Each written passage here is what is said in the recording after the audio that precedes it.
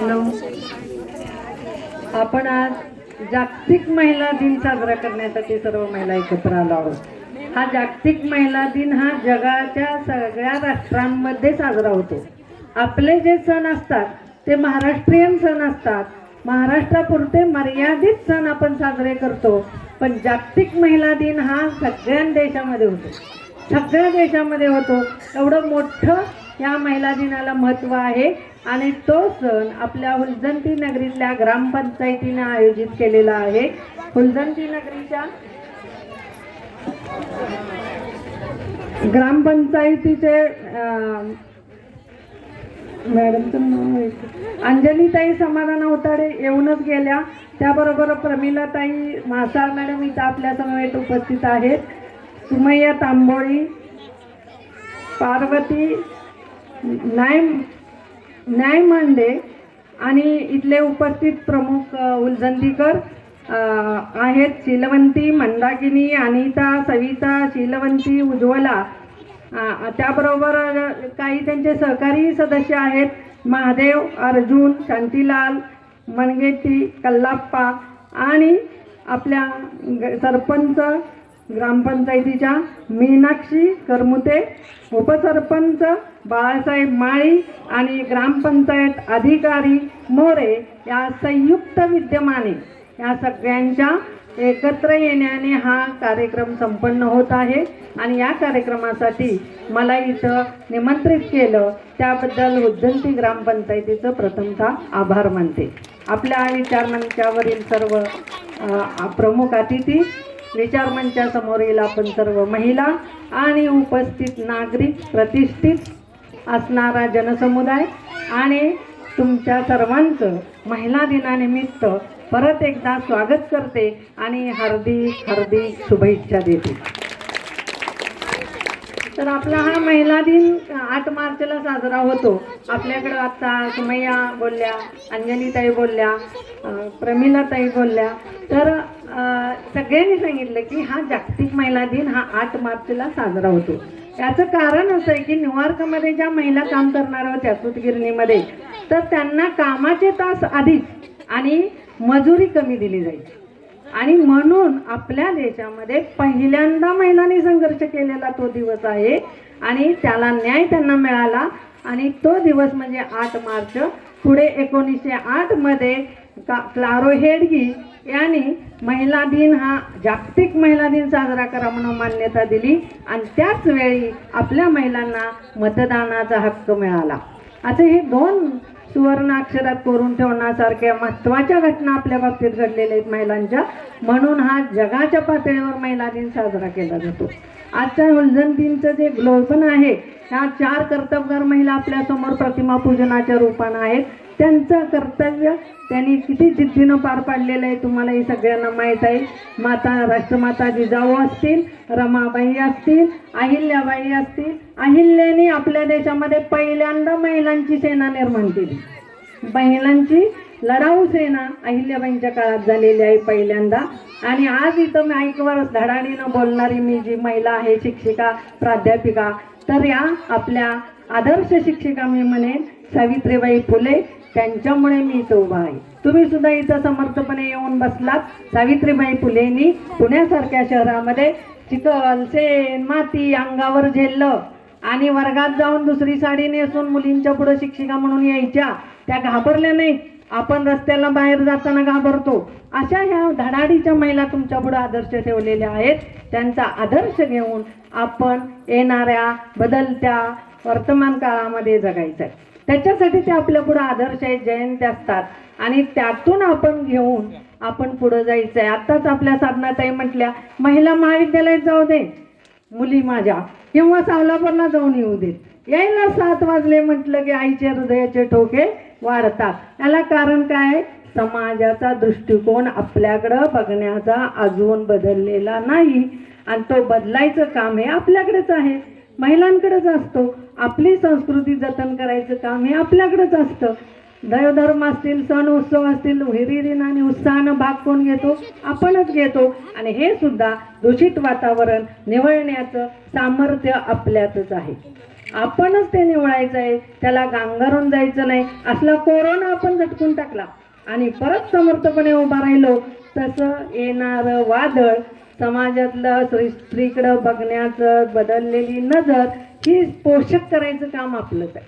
शाळा महाविद्यालय करतील त्यांच्या पातळीवर, पण कुटुंब व्यवस्थेमध्ये जेव्हा आपण राहतो, कुटुंबामध्ये राहतो, घरामध्ये राहतो, त्यावेळेला आपण सुद्धा स्त्रीकडं बघण्याचा दर्जा आपण सुधारला पाहिजे.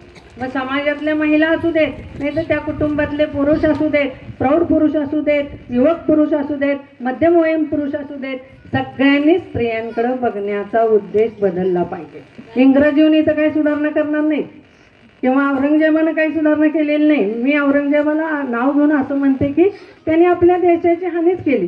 तुम्हाला कुठं इतिहासामध्ये वाचनात आलं तर मला सांगा की आपल्या भारत देशातली लोक दुसऱ्यांच्या राज्यावर युद्ध करायला गेले? अजिबात नाही. येणाऱ्यांना फक्त आपण रोखलेलं आहे.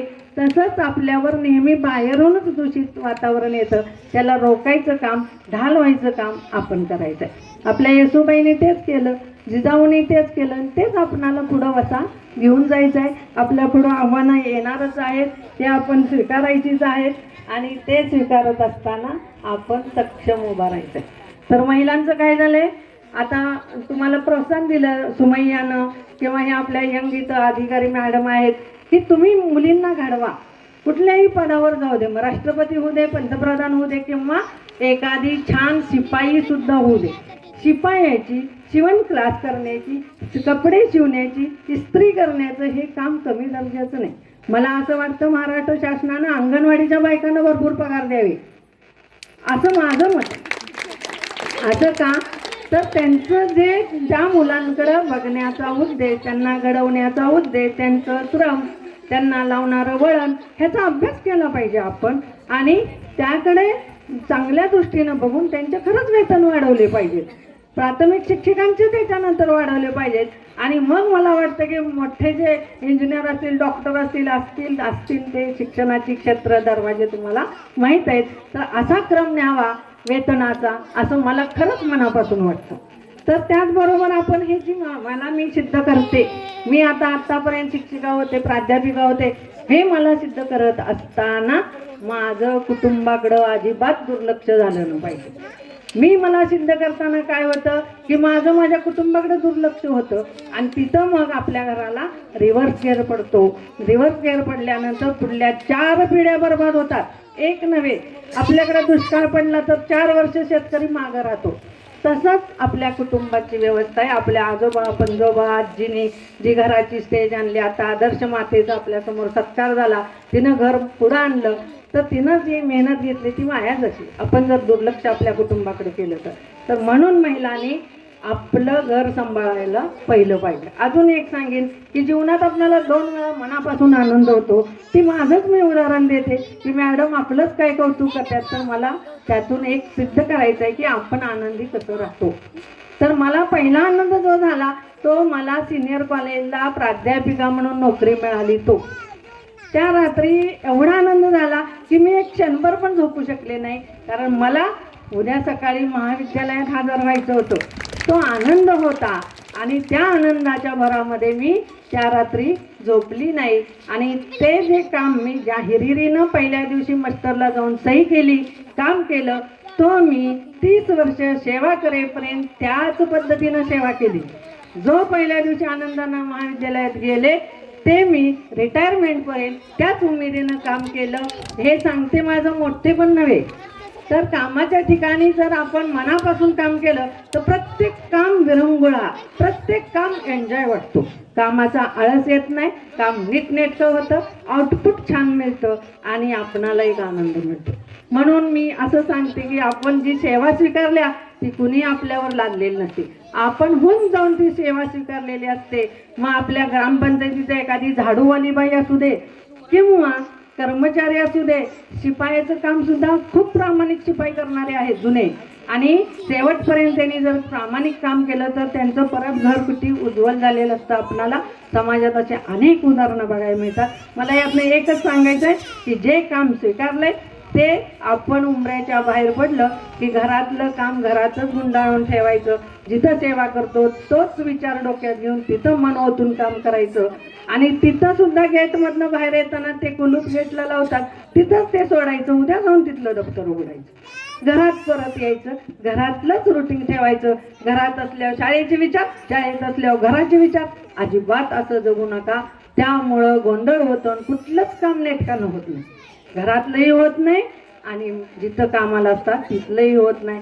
हे तुम्ही प्रामाणिक करायला शिका. हा माझा अनुभव आहे, तो मी इथं तुमच्या पुढं मांडलेला आहे. अजून एक मला आनंद झाला, तो म्हणजे मातृत्वाचा. तर कुठल्याही स्त्रीला मातृत्व हे प्रिय असतं, कोणत्याही स्त्रीला तो विस्मरणीय क्षण असतो. आणि तो पण आनंद असाच असतो की त्या दिवशी सुद्धा रात्रभर झोप लागत नाही, मी आई झाले या सुखद धक्क्यानं. पण जबाबदारी असते त्या बाळाचं संगोपन करणं, त्याला वाढवणं, त्याला चांगलं वळण लावणं, संस्कार करणं, पुढलं त्याचं स्टेज गाठणं. आता मी पण आजी झाले, मला असं वाटायचं मुलं मोठी झालं की झालं काम, आता काही जबाबदारी नाही. परत वाटलं की मुलांची लग्न केली की मी मुक्त झाले. पण ही जबाबदारी आपली संपत नाही, नातवंड होतात, म्हणजे आपण महिला या जबाबदारीतून बाहेर पडू शकत नाही. आणि त्या स्टेजला त्या वळणावर आपण व्यवस्थित आपलं असणारं स्त्रीत्व सिद्ध करून दाखवलं पाहिजे. हेच या महिला दिनाचं महत्त्व आहे.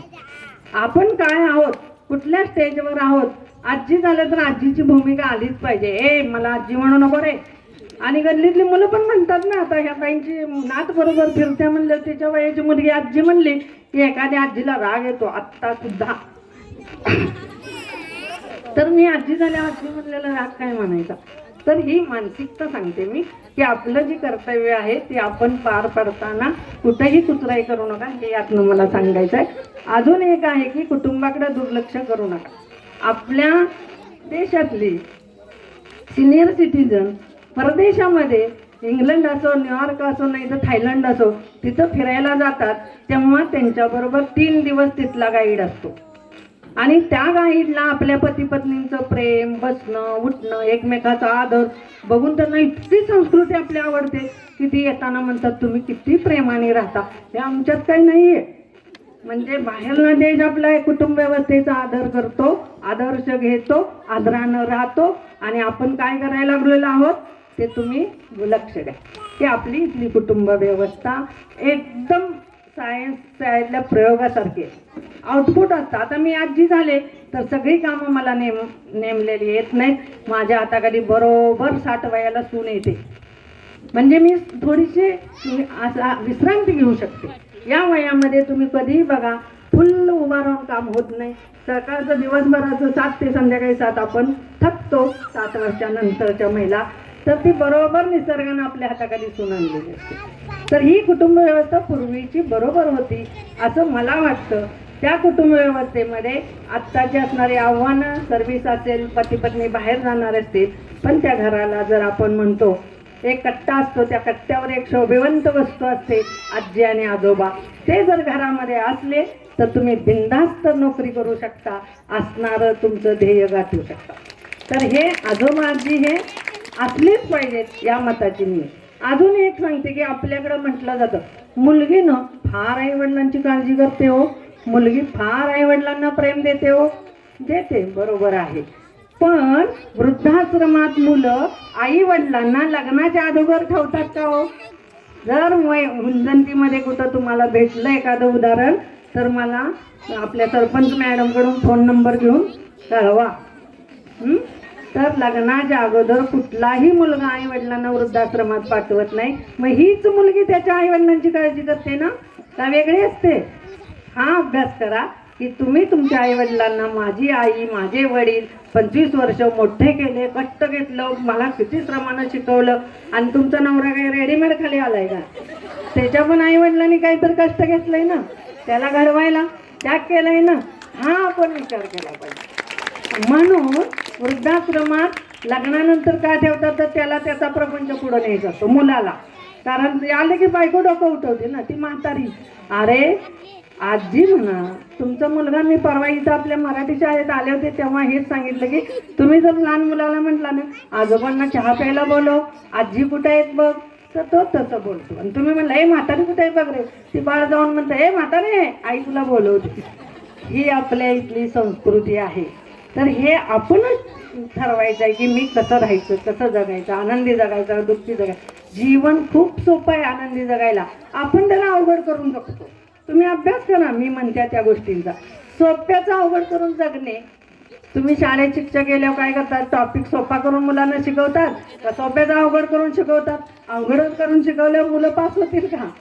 तसं आपण जीवन सोपं आहे, सोपं जगा हे मला सांगायचं आहे. एकदम साधं सोपं सरळ आपले नातेसंबंध घरातले असतात. आता घरात 4 जास्तीत जास्त 6 माणसं असतात. ते जर तुम्हाला भार होत असतील सगळ्या सुखसोयी घरात असताना, तर आपलं इतकं वैचारिक दारिद्र्य कुणाकडे नाही असं मी म्हणेन. महिलांचं वैचारिक दारिद्र्य, आळस हा गेलाच पाहिजे. ज्या सुखसोयी घरात आहेत, मग वॉशिंग मशीन असेल नाही तर मिक्सर असेल, तर त्याचा फायदा घेऊन तो वेळ वाचलेला माझ्यात असणारं कौशल्य तिथं वापरलं पाहिजे. त्या ठिकाणी आपण ती बुद्धी वापरली पाहिजे की माझ्याकडे काय गट्स आहेत, हा अभ्यास केला पाहिजे माझा मी, आणि ते मी शेअर केलं पाहिजे, ती प्रगती केली पाहिजे. 10 वर्षात तुमच्या घरात जर एक गॅस शेगडी नसेल, मी म्हणते चूल जरी असली, तर 10 वर्षात तुम्ही दोघं प्रामाणिक राबला तर सगळं मिळवू शकतो आपण. आयुष्याला पुरणारं 4 मुलांना, आता आपण एकच मुलगा एकच मुलगी, हे सुद्धा फॅड चुकीचं आहे. हे गृहिणींनी प्रौढ माझ्यासारख्या मुलींची जागृती केली पाहिजे. आता तुम्ही इथं बसलाय ना, प्रत्येकाला 2 भाऊ 1 बहीण, 2 भाऊ बहिणी असं असणार आहे. त्याच्या पाठीमागची पिढी आपल्या जरा घेतली तर 6-6 बहिणी, 7-7 भाऊ एका घरात आहेत, 11-11 मुलं आहेत. ती पण गुणागोविंदानं राबली. त्यांचे वडील काय करत होते, 4 आकण्याचं घर कधी 4 पिढ्या बांधलेलं, त्यातच ते राहत होते. एका रूमला 10-10 जण झोपत होते, गैरसोय होत नव्हती. आता एका रूमला 2 गेले भाऊ बहीण तर त्यांना अडचण होते. एखादी पाहुणी तिसरी आली तर ते म्हणजे माझ्या रूम मध्ये तू इथे झोपणार, अरे काय चाललंय आपलं. हे आपण अभ्यास केला पाहिजे की आपण त्यांची मानसिकता केली पाहिजे की दीदी ही उन्हाळ्याच्या सुट्टीला आलेली आहे आणि ती 8 दिवसांनी आंबे खाऊन जाणार आहे, हे आपलं काम आहे.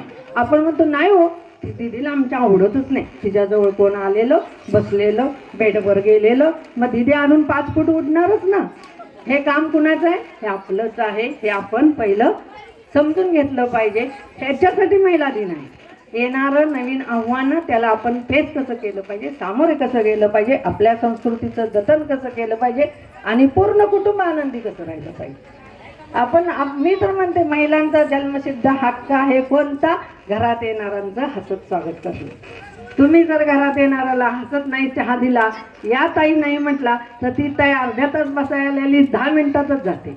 कारण निसर्गानं आपणाला इथला समतोल ठेवायला निर्माण केलेला आहे. आणि अजून एक सांगेन, आपणाला बॉडी लँग्वेज दिलेलं आहे, नॉलेज दिलेलं आहे. प्रत्येक प्राण्याला काहीतरी स्वतःचं संरक्षण करायला आहे त्याच्याकडं. विंचूला असेल, सर्पाकडं असेल, शिंग असतील, तसं आपल्याकडं डोळे आहेत. त्या डोळ्यावर आपण पुढचा माणूस काय आहे, त्याच्याशी किती मिनटं बोललं पाहिजे हे आपण ओळखू शकतो.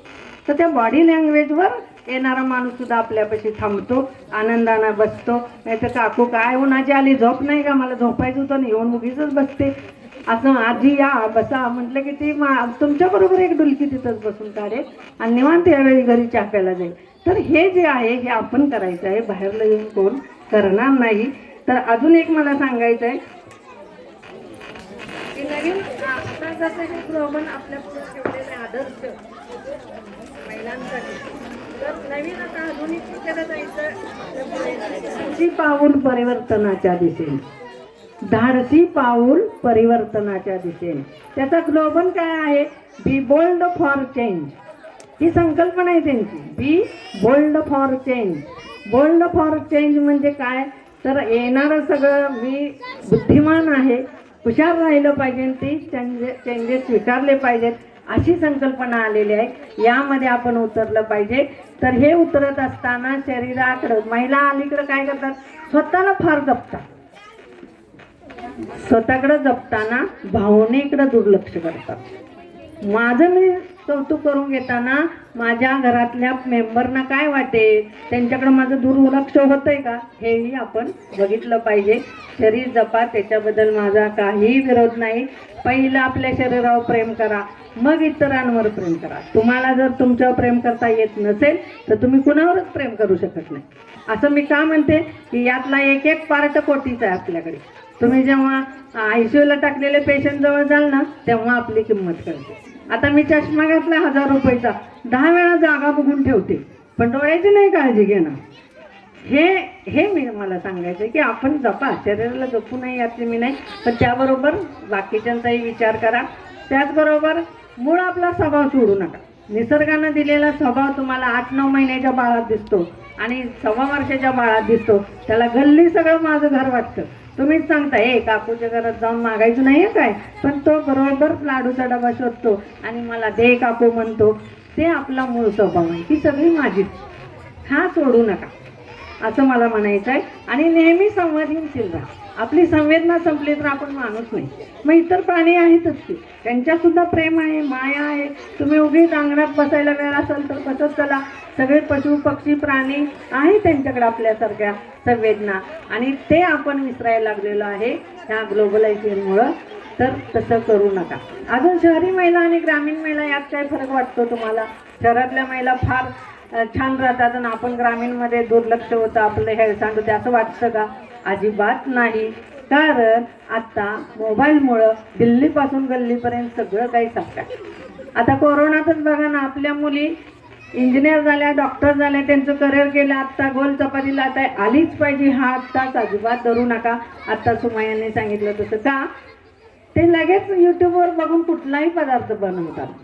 पराठे कुठलेही त्या तयार करू शकतात. त्यामुळं पूर्वीच्या महिलांना जी टेन्शन होतं माझ्या मुलीला सगळं आलंच पाहिजे, तसं तुम्ही अजिबात आग्रह करू नका. तिचं लग्न करायच्या आधी 1 महिना रोज 2 वेळेचा स्वयंपाक करायला हवा. तुम्ही बसून तिच्या शेजारी, ती सगळं शिकेल. तर आधी केलंच पाहिजे असं काही नाही, पण तिला स्वतःचं दप्तरापासून कपड्यांपासून सगळं करायला हवं. कधी हातात सेवा करून देऊ नका. मग धर्मवीर अण्णांच्या शाळा आपल्या रयतच्या इकडे आहेत. कमवा आणि शिका, काम करा, पैसे मिळवा, शाळा शिका. आत्ताचं तसं आहे का हो? तर त्यातलं आपण ब्रीद वाक्य घेऊन आपल्या मुलांना त्यांची सगळी सोय करायला लावायची. तुझं तू सगळं आवर आणि शाळेला जा. आल्यानंतर सगळं जिथल्या तिथं ठेव, मग जेवायला ताट देते. ताट सुद्धा उचलून ठेवायला शिकवा. वेळ आली तर धुवून ठेवायला शिकवा. असं काही नाही. आपलं ताट धुवून ठेवायचं काय कमीपणा आहे त्याच्यात? त्याला आत्ता तुम्ही सवय लावली तर त्याला उद्या बायकोकडे पण ताट धुवायला कमीपणा वाटणार नाही, कारण त्याची सहचारिणी कामाला बाहेर जाणार आहे. अजून सहचारिणीवरून एक छोटंसं आठवलं ते सांगते की सहचारिणीमध्ये पती पत्नींची भांडणं असतातच, त्याशिवाय संसारात मजा नसते. तुम्ही म्हणाल सारखं गोड गोड मी बोलले तर माझ्या नवऱ्याला मी घरातही विसरेल, आणि नवरा पण नाही भांडला तर मी पण विसरेन की त्यांना हे आवडत नाही, ते आवडतं. तर हे जे भांडण आहे हे वैचारिक मतभेद असतात, ते काही भांडण नसतं. विचारांचा मतभेद असतो, तो कुटुंबामध्ये पती पत्नीतच असतो असं मला नाही वाटत. आई वडिलांचा असेल, दोघी बहिणींचा असेल, भाऊ बहिणींचा असेल, त्याला आपण महाचर्चा म्हणा. भांडण अजिबात म्हणू नका. आज आमच्यात महाचर्चा झाली म्हणा, भांडण झालं अजिबात म्हणू नका. आपण येणाऱ्या ग्लोबल बरोबर वाक्यरचना पण बदलली पाहिजे असं मला वाटतं. तर त्या ठिकाणी भांडण झाल्यावर जर तिखट मिरच्या नुसत्या खायला दिल्या तर काय होईल तुम्हालाही माहीत आहे. त्याच्यात जर मिरचीच्या बरणीमध्ये लिंबू 4 चिरून टाकले तर तीच मिरची किती टेस्टी लागते, किती सुमधुर लागते, तोंडाला चव किती येते हे तुम्हाला माहीत आहे महिला असल्यामुळं. तसं आपण लिंबू व्हायचं, जास्त जर मिरच्या तिखट लागल्या समोर तर की ते तिथं सौम्य होतं आणि आपला असणारा संसाराचा रस गाढा हा छान पुढं जातो. तर हा दोघांचा संसार असतो, दोघांनी आनंदानं करायचा असतो. येणाऱ्या नवीन पिढीकडं घरातल्या प्रौढ महिलांनी लक्ष द्यायचं असतं, कारण आई वडील त्यांच्या उद्योगामध्ये असतात. आपण वेळ देऊ शकतो. तर ही आपली नैतिक जबाबदारी आहे, ही प्रत्येक महिलेने घेतली तर घरामध्ये गोकुळ नांदायला वेळ लागणार नाही. यशोदेपेक्षा सुद्धा आपण आनंदी राहू. आनंद हा आपण घ्यायचा आहे, आपण द्यायचा आहे आणि आनंदी राहायचं आहे. एवढंच मी या महिला दिनानिमित्त आपणाला सांगू शकते. मला इथं तुमच्या सहभागी होण्याची संधी उपलब्ध करून दिली त्याबद्दल धन्यवाद. सगळ्यांचे आभार.